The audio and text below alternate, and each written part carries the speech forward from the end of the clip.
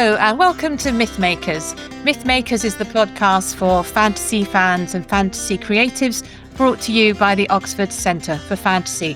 My name is Julia Golding. I'm an author, but also I'm a director of the centre. And today I'm joined by a very special guest who is one of the world experts on Charles Williams, who perhaps we could call the third Inkling after C.S. Lewis and Tolkien. So, Sørina, would you like to introduce yourself and say who you are and where you come from? Hello. Yes. Thank you so very much for having me on. It's a pleasure to talk to you. I am Dr. Sørina Higgins. I currently reside in Waco, Texas, where I've just finished my PhD at Baylor University. And I teach at Signum University, which is an online institution. And yes, I've done research into Charles Williams, but more recently, my research has shifted towards William Butler Yeats, Aleister Crowley, and the modern occult movement, of which Charles Williams was a member.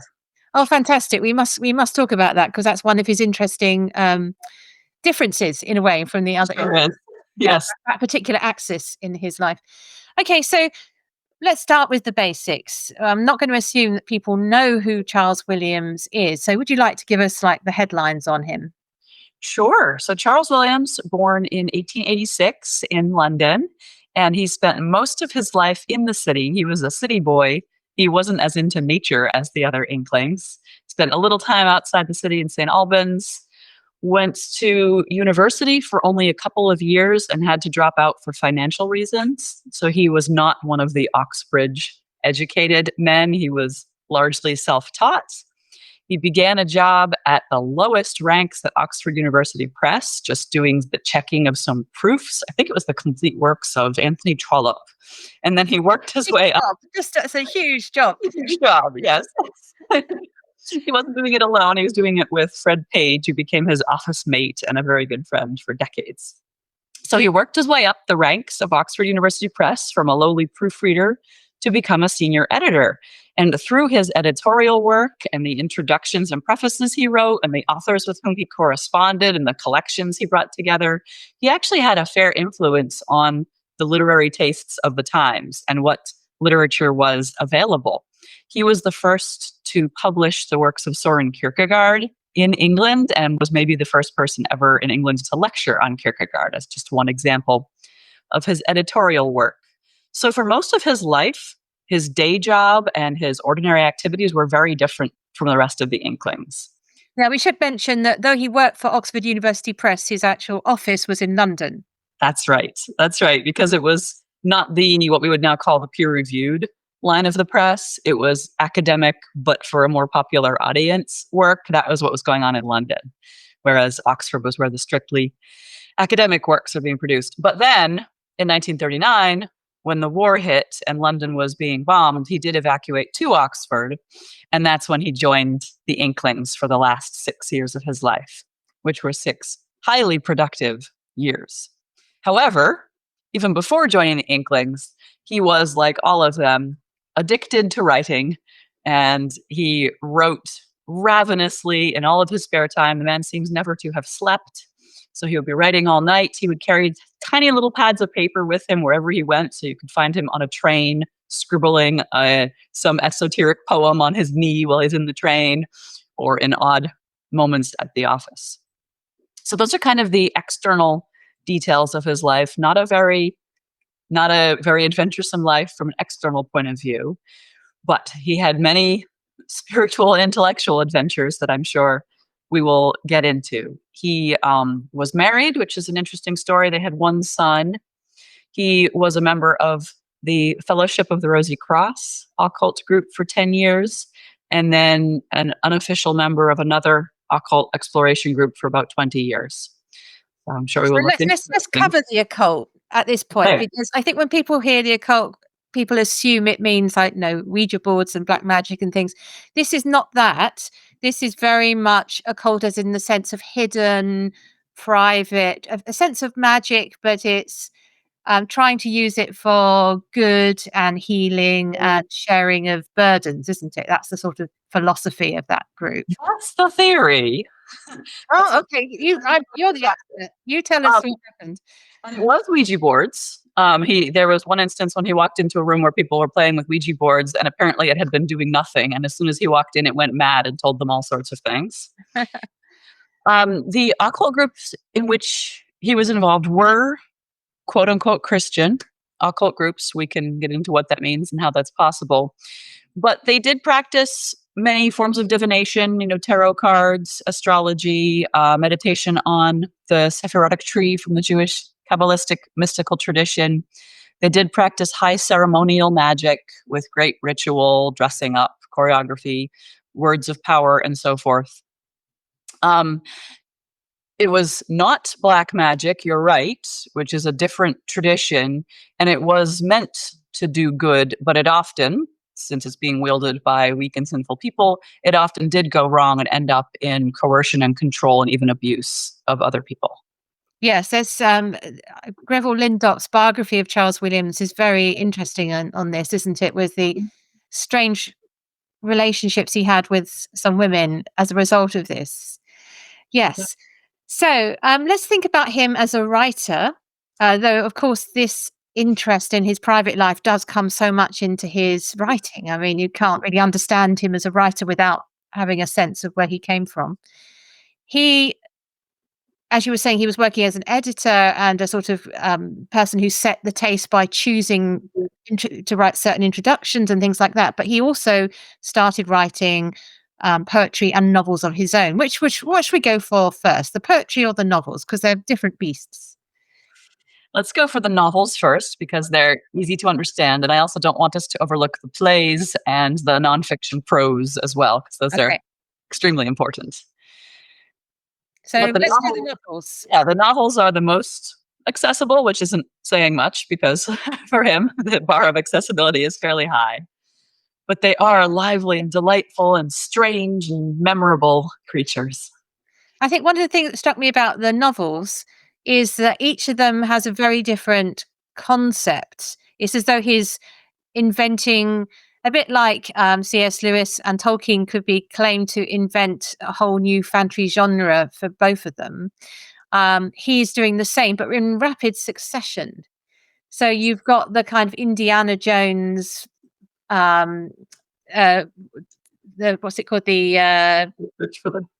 War in Heaven. War in Heaven, thank you. And then you've got the philosophic one with The Place of the Lion, which is the amazing one with the Platonic ideals breaking through to ordinary life, and so on and so on. And then a very haunting one, All Hallows Eve, which is in a sort of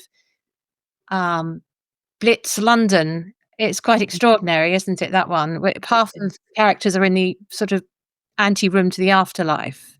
Yes, the two characters have been killed immediately at the very beginning of the novel, but they continue to be active in London and with the lives of the living through the whole novel. Yes, you're right. He chooses a sort of a central or sacred object for each of these novels, and it's the point around which all the spiritual energy turns. And it works. It works the way a murder works in a lot of murder mysteries. You know how you have, like, say, Broadchurch, and it starts in this nice, quiet little English village, and everyone seems so nice and ordinary. But then the crime is committed, and as the story goes forward, you start to learn all the dark, wicked things about each character, and before the end, you suspect everyone.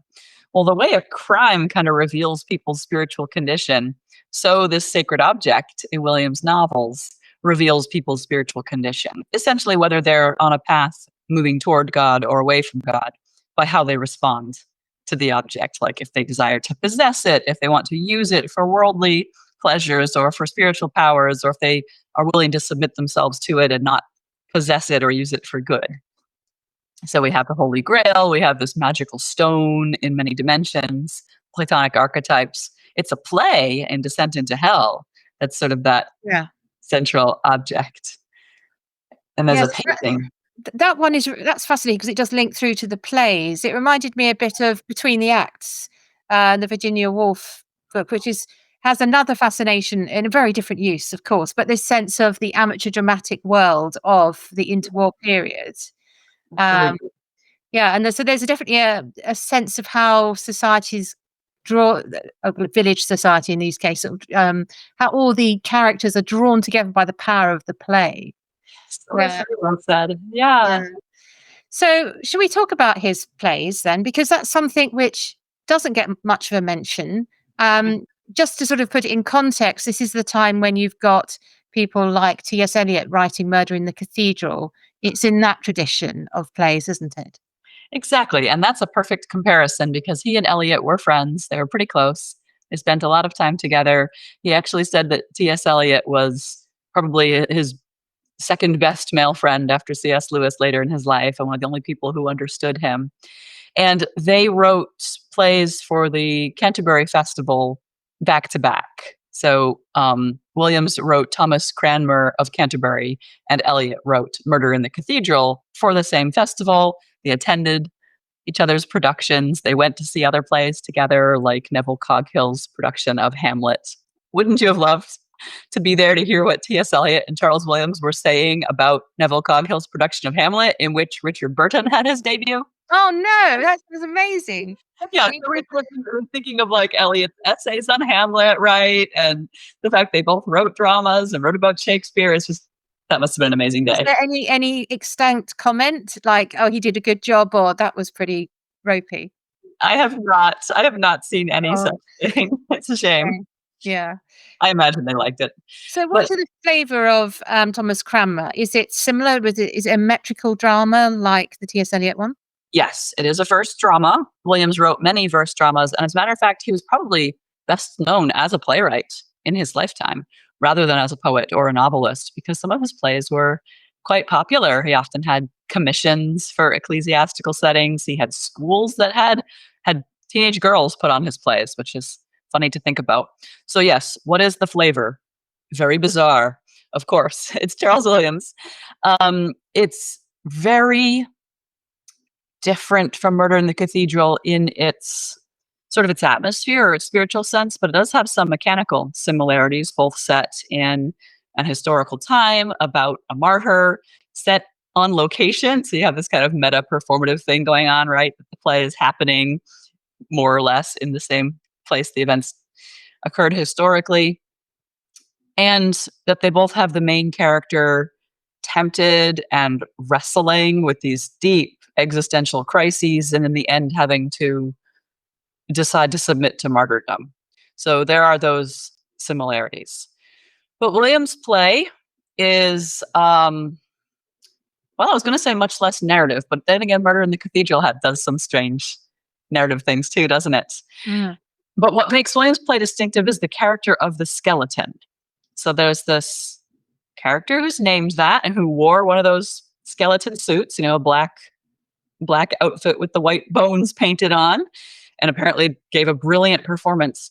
And he acts as sort of a conscience for Thomas Cranmer, and a tempter, and a goad, and a demonic figure. But apparently, in the end, it turns out he's actually a sort of a Holy Spirit figure. He says he's the backside of Christ, the skeleton, and he's always challenging and tempting and taunting Cranmer.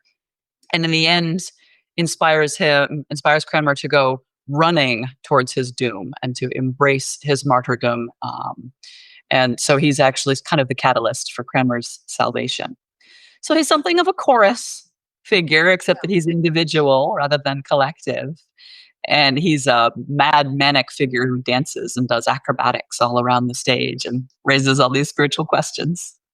So this is indicative. I haven't read that one, and I'm definitely going to have to now go away and find a copy of it. It's quite hard to find Charles Williams material these days, isn't it? Unless you've got It is. Thankfully, there are a couple of publishers working hard on reissuing things and getting new things out. So that's great. I think we're at an exciting moment for that. But yes, we absolutely need a complete plays. There's a lovely volume of the collected plays edited by John Heath Stubbs, but that's only about half of the plays. And there are even still more in the Marion Wade Center that have yet to be published. So we're getting the sense here, aren't we, that he is a man of very distinctive personality and tastes. So I think it might be worth, before we do the poetry, have a look at the theology, because and this is an interesting comparison to C.S. Lewis. If you think of C.S. Lewis as being the plain man speaking plain words to people, it very much the communicator on radio is where a lot of his theology started.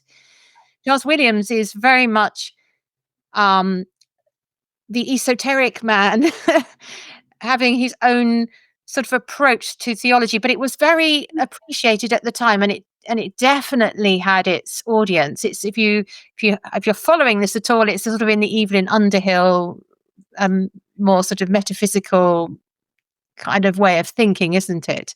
Exactly. So tell us, this is a huge thing to do on a podcast, but have a go at explaining a little bit about how he approached theology. Yes. Well, as everything else, he approached theology in a highly distinctive fashion. And I think this is partly because he didn't go through the standard sort of Eton, Oxford education. He didn't read all the same classics in the same order and the same commentaries on them. So he developed his ideas idiosyncratically. Part of his approach to theology can be attributed to his father. When he was young, he and his dad would go for long walks. However, his father was extremely nearsighted, ended up going blind, and Charles himself was very nearsighted. So they didn't go for walks to look at the landscape. They went for walks to have conversations. And they would get into deep and tangled theological issues. And halfway through, his dad would make them switch sides of a debate. So Charles was always having to try out both sides of any conversation. And apparently he would do this all his life. So you'd be halfway into, I don't know, predestination and free will, and he'd be arguing for God's complete control of every detail, and all of a sudden he'd flip and be arguing for free will, and you'd have to reorient yourself in the conversation. But he also was coming at theology with a literary scholar's point of view, not a theologian's. So when he read, say, Duns Scotus, whom he did, he was reading him through the tradition of courtly love, which, as we know, is much more of a literary than an actual historical tradition. So he would get from that these ideas of the place of romantic love in one's theological life, rather than, say, a nice, tidy history of Christianity and systematic theology or something. Okay, but we should get into some of his really specific ideas and what he contributed. So the things that he contributed primarily are coherence, substitution and exchange, and romantic theology. If you have another one we should talk about. No. My understanding is enough to I'm headlines only. You Enough to be dangerous. Although I think with these doctrines, the more you know, the more dangerous it gets. So his core doctrine is coherence, and it's founded on the historical Christian doctrine of the perichoresis, or the dance of the members of the Trinity. So the idea that God is three who are living in loving harmony and unity as one. And then the second notion is the two in one natures of Christ. So the hypostatic union, the divine and the human nature. So you have this idea of things that are defying the laws of physics, right? Things where you can have more than one in the same space at the same time, whether it's three persons of the Trinity, two natures of Christ, or then Christ in us, or us in each other. And the two most perfect examples of coherence in human experience are pregnancy and romantic love. Because in pregnancy, you literally have one person inside the other, and they're not exactly mutually interdependent, but they are mutually exchanging nutrition and so forth, but also ideally love. But sexual love was the number one example that he used of how humans enact this coherent theology. So in his strange little book, Outlines of Romantic Theology, which he wrote in 1924, but it wasn't published until after his death, he argues that any romantic relationship follows the stages of Christ's earthly life. And so that every couple that is in love are enacting Jesus by their love. So he's following after Dante in the via affirmativa, or the affirmative way, saying that created things are images of God, and that we get to know God through them by pursuing those things. But he takes it to quite an extreme. He's not limiting it to Christian marriage. It's just really sort of any sexual attraction can be rungs on the ladder to God. And while he says that this could be any sort of relationship and that it works for either partner, the way he writes it does seem to be very much a male-centered, the man who has this idealized woman who is a muse for him, and she's sort of up on a pedestal, and by idealizing and idolizing her, he's seeing God through her, although he claims it can work the other way around or in any relationship.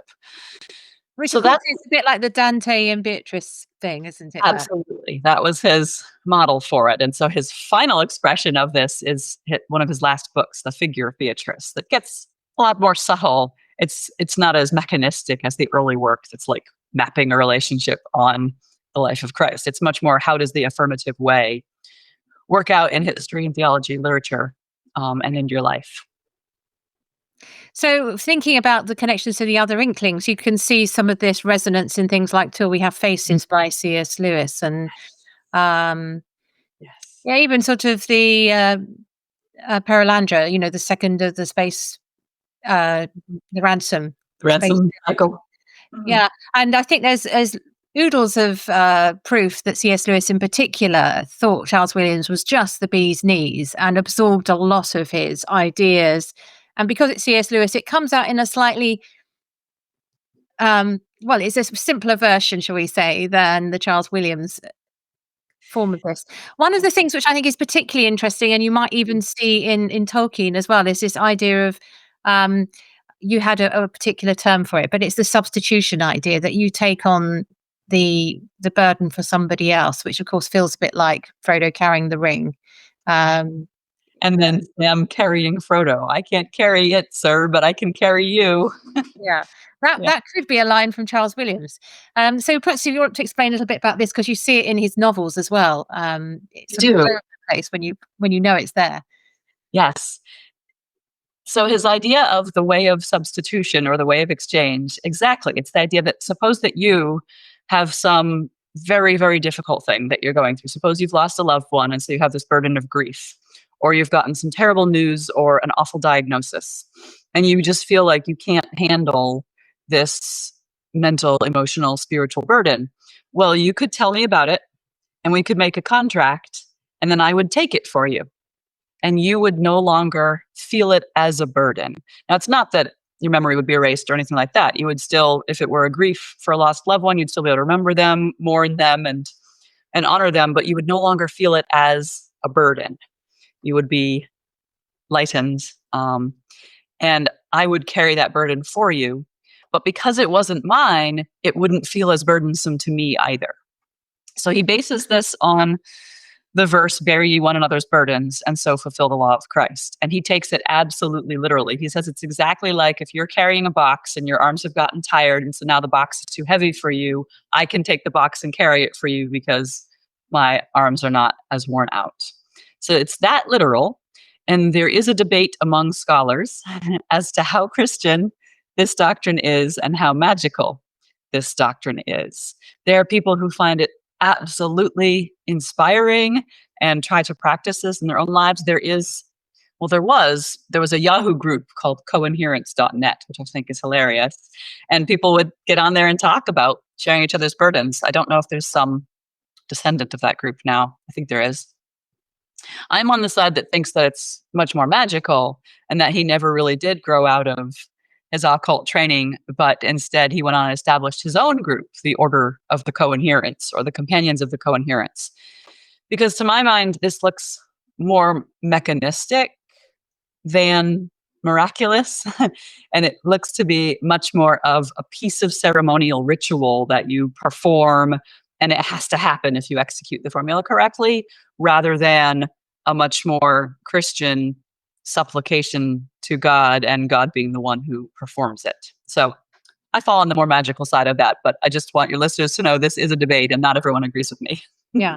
And it's certainly something you can imagine the Inklings discussing at great length and disagreeing on and toying with. And so it's not surprising that we see it coming out in how they're thinking of what you do with problems in their fiction. There was a conversation. Oh, I wish we had more details. We had a letter from C.S. Lewis to his brother saying that they had an Inklings, and there was another visitor named Charles Wren. And in the course of their conversation, Wren expressed almost seriously a desire to burn Charles Williams as a heretic. And we don't know what the doctrine was. And C.S. Lewis goes on to say, Charles Williams at least makes us understand why people were burned at the stake. He is eminently combustible.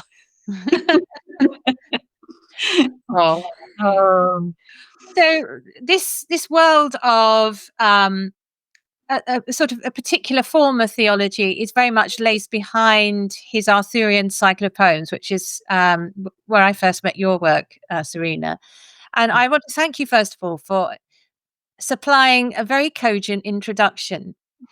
So the two collections of the Arthurian cycle are Taliesin through Logres. Now, Taliesin, just to explain these terms, it's the name of a bard, a singer, who Charles Williams imagines at the court of King Arthur. He's actually a character already existing in folklore. And Logres is a word meaning Britain at the time. And then the second series is called The Region of the Summer Stars. Now, these are a series of short poems that sort of join together like a quilt to tell the story of King Arthur's court from the point of view, really, of the poets in that court, more or less. I mean, it's obviously a bit more complicated than that, but that, well said, yeah, it gives the sort of approach. So tell us about what you think are the strengths of this, and what's the experience of reading them for a modern reader who's thinking, I really want to know what his poetry is like. Right. The strengths of this cycle are Williams' distinctive theological perspectives and his willingness to experiment with some modern poetic forms, more than perhaps the other Inklings. And there his friendship with T.S. Eliot, I think, was fruitful for him. So the poems are really balanced in a very careful way on the ancientry of the Arthurian tradition, but somewhat metrically experimental, and certainly very vivid in their imagery and in the musicality of the poems. They're absolutely beautiful. What is the experience of a reader approaching them? Complete bafflement. But as I do say in that introduction to Taliesin through Logres, I think that if a reader approaches them first just to experience them like music, then I think they would have a really enjoyable experience, because the poems sound absolutely lovely. And we do need audiobooks of these, and we do need composers to step up and set these to music, by the way. But if you were to read these poems, say 3 times through, the first time just enjoy the aesthetic sensory experience, the gorgeous imagery of roses and heraldic banners, lions and unicorns, and the luscious clothing of the people in King Arthur's court, and the exciting action moments of the battle scenes and so forth. And then on a second read, perhaps start picking up on what are the major themes and what are the images that are coming up over and over again, and starting to distinguish some of the characters. Because although Williams is not writing strict narrative poetry with detailed character arcs, he does occasionally do a deep dive into a character's state of mind, the way lyric poetry can do. And then finally, on a third reading, you can start to pick up on much more of the plot and the details and the things that Williams is adding to the tradition. And just to sort of give a spoiler on that, what Williams is adding to the tradition, not surprisingly, are his distinctive beliefs, coherence, exchange, and the romantic theology, but also the absolute centrality of the Grail. He did more with the Holy Grail than probably any previous author since Robert de Boron in the 14th century French romance, which was one of his primary sources. So he uses the Grail the same way that he does in his novels, and like all those other ritual objects we talked about, that each person's reaction to the Grail reveals his or her spiritual condition. And that's specifically revealed in whether they're willing to submit to and participate in coherence, or whether they insist on being an individual and being free from that interwoven fabric of reality. Basically, whether they would rather reign in hell or serve in heaven, pretty much. That's what it comes to. I don't want to scare people off too much. I mean, if listeners have managed the Wasteland, for example, or the Four Quartets, they can manage this pretty. I mean, it's more. I think it's easier to unpick in some ways than the Four Quartets. I think so. I just went to see the Ray Fiennes readings of the stage readings, which are absolutely brilliant. But I did have to read a lot in advance to understand them. And I think Charles Williams pays off if you give it equal attention, but it's not so impossible because you've got some of the Arthurian material to sort of help you, the superstructure underneath. You can see where he's varying the tune, for example. And then you ask yourself, well, why is he varying it? What's going on here? So in your introduction, Sørina, I was looking at the this description of how he treats history. And I think there's another interesting link here to particularly to Tolkien. The idea that he crunches up basically 1,000 years of history from the sort of beginning of, what we call the Dark Ages, just after the fall of the Roman Empire, to the fall of Constantinople, that sort of swathe of time, which was it about 400 to about 1600, something like that. Around the Battle of Baden Hill, 500 to 1453. Yeah. So if you can imagine that period of history, he is dealing as if it's all happening in King Arthur's reign. Mhm.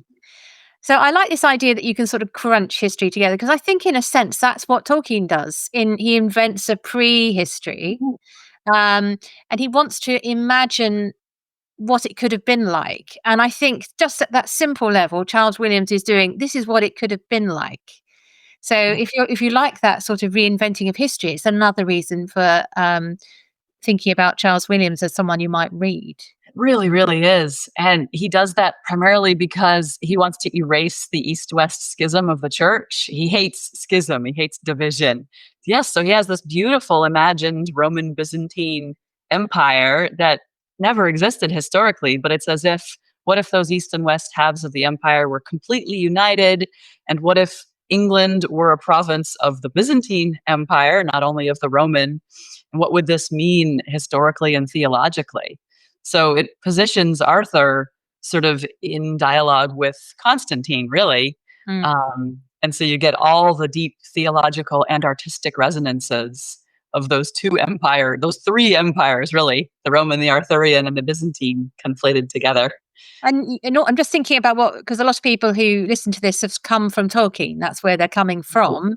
Yeah. And I'm just thinking that if you want to find a sense of some of the really interesting poems about the Roman emperor, who's a sort of figure in his city, there's a sense of Minas Tirith type world.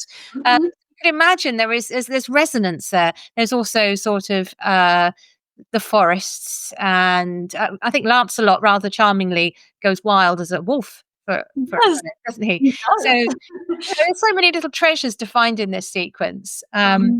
Yeah, it is absolutely gorgeous. You're right. They both love the city and the empire, and they see glory in those human achievements of the beautiful building of a city. And Charles Williams, as a world builder, I think has not been appreciated enough. He grabs from all these different traditions, but he does synthesize them. He doesn't end up with a hodgepodge, as Tolkien accused Narnia of being. He ends up with something beautifully synthesized with layers and layers of symbolism, and yet also just real human emotion. His poems are frequently spoken in the first person by one character or another. Mordred gets a poem in which he's just cursing against Arthur. It's really powerful. We get Percival singing one of the songs. So you're right. There are a lot of beauties in this work, and I think your listeners would love it. It definitely repays the attention given to it. So don't go expecting to understand it. Go in the sense, go expecting to just enjoy it, I think is from one way of looking at it. So it's really obvious that the early death of Charles Williams brought to a sudden stop a really interesting career. He died as a result of a operation which he wasn't expected to have any complications from, and this was right towards the end of the Second World War. So he suddenly vanishes from the literary scene, and I think people like yourself are trying to remind us of his existence because he was a bigger deal in his time than he is now, and he had more influence on people. So should we talk about him as a sort of influence figure? We've mentioned the Inklings, but he's connected too in other ways to we've mentioned T.S. Eliot, but also there's Auden, who admired him, and others. Do you want to talk about his sort of circle beyond the Inklings? Yes, please. Thank you. That's one of my favorite things. W.H. Auden attributed his conversion to Christianity to the reading of Charles Williams' works and to meeting Williams. Several people who met him thought of him as a saintly figure. So his theological influence, but also his literary influence, went on and on after his death. Now, another person we need to talk about in this connection, although he died sooner than Williams, is William Butler Yeats. I don't think they ever met in person, but they corresponded a good deal because they worked together on an anthology that Yeats was putting together and Williams was editing. And of course, they were occult cousins because they were in related occult groups.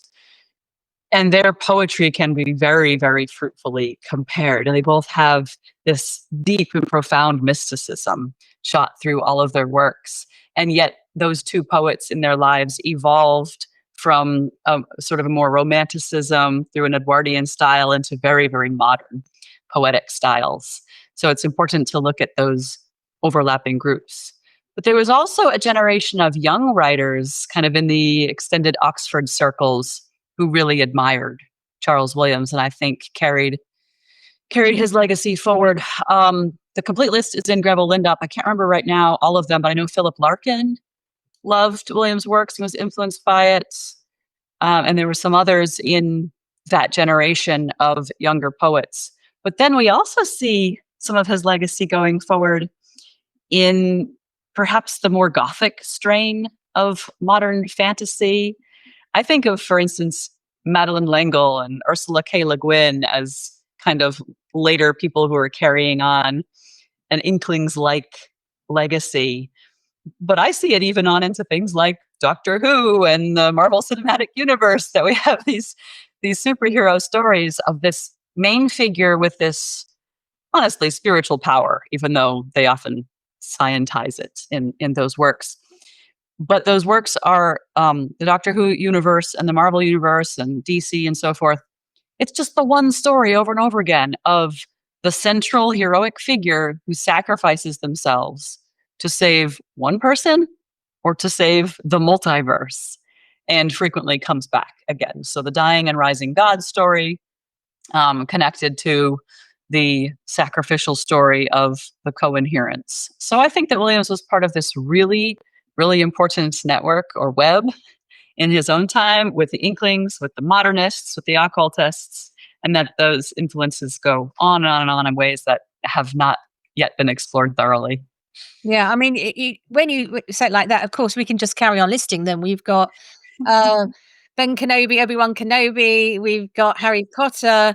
And I think one of the stories, which isn't the Dying God one, but is from the Grail influence, is of course Indiana Jones, because the last moves in Indiana Jones are so totally taken from the Charles Williams playbook. So it's fascinating, isn't it? I agree. So, Sørina, more power to you for your work on Charles Williams. I look forward to seeing more of his work coming back into more general circulation. I always end these podcasts with asking where in all the fantasy world is the best place for something. And I thought, in honor of King Arthur and all things Arthurian, we should ask, where is the best place to be a knight? Where would you choose to go if you had to don the armor or the knightly code and go to any world? I suppose it depends if you're going for longevity. You might not want to go into Game of Thrones. I certainly wouldn't last very long there. But where would you want to go? Oh boy, I've been thinking this in the back of my head the whole time we've been talking, and I'm really torn. And I think I'm going to go with an unexpected move, because of course I'm expected to say Charles Williams's Byzantine Roman Empire. And I will just say that would be an awesome place to go if you are both a poet and a knight. Yeah. Taliesin is the court poet, but he's also Arthur's captain of horse. And so he also commands a battle. So that would be a brilliant place to go. But I'm also thinking of the Celtic world of Tir na Nog and the Tuatha De Danann, this shadowy Celtic twilight world where you could be a fairy knight and sail off to the west and live in these islands of mist and magic and mystery. I think that's where I would like to go if I were a knight. Wonderful. I know where I would go. There's an American writer called Tamora Pierce who wrote a sort of young person's, a YA series called The Song of the Lioness, which is a quartet. And it's quite Shakespearean in that it's two twins who swap. So the girl goes to take the boy's training and the boy goes to be the wizard magician, which was her destiny. And it's beautifully written, wonderfully sort of coming of age story, a traditional knight's place, but it's serious about training. I mean, there's a lot of detail about how you build up muscle strength if you're a 5'4" girl as opposed to a 6'2" boy. So I think that gives you serious tips. So I think if you do that training, you might survive as a knight for a bit. It helps that she's also magical. Yeah, magic and muscles. That's a good combination. Yeah. So, Sørina, thank you so much for joining us. And it's been absolutely a joy to talk about Charles Williams, who I'm... Oh, thank you. So delightful. I do hope that... And most intriguing of the Inklings. I think so. The Oddest Inkling. I do hope that your listeners pick him up and try some of the novels or poetry or theology, whatever appeals to them most. Thank you very much. Goodbye. All right. Thank you.